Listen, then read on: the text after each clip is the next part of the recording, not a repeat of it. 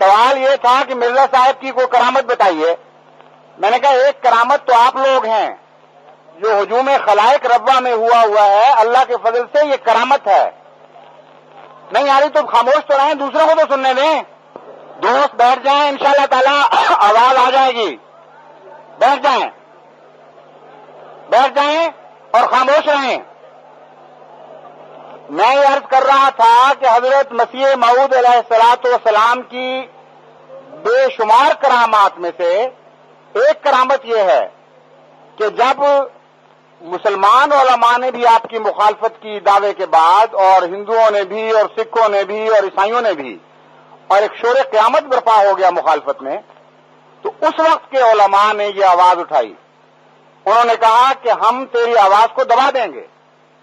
تو کہتا ہے کہ خدا نے مجھے خبر دی ہے کہ تیرا پیغام میں زمین کے کناروں تک پہنچاؤں گا.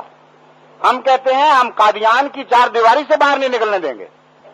اور مولوی محمد حسین صاحب بٹالوی نے کہا کہ میں نے تمہیں اٹھایا تھا، خدا نے نہیں اٹھایا ہوا تھا، گویا میں ہی تمہیں گراؤں گا اور ایسا ذلیل و رسوا کروں گا کہ عبرت پکڑیں گے دنیا والے اس سے.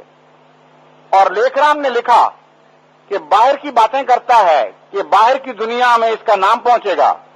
میں خبر دے رہا ہوں کہ قادیان میں بھی 3 سال کے عرصے کے اندر اندر یہ ایسا رسوا اور گمنام ہو جائے گا کہ پوچھنے والوں بتا نہیں سکیں گے یہ کون شخص تھا.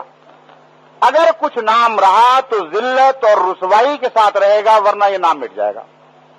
تو ایک طرف یہ دنیا کی آواز تھی، ایک طرف خدا کا کلام یہ پڑھا جا رہا تھا مرزا صاحب کی طرف سے کہ خدا نے مجھے بتایا ہے کہ میں تیری تبلیغ کو زمین کے کناروں تک پہنچاؤں گا.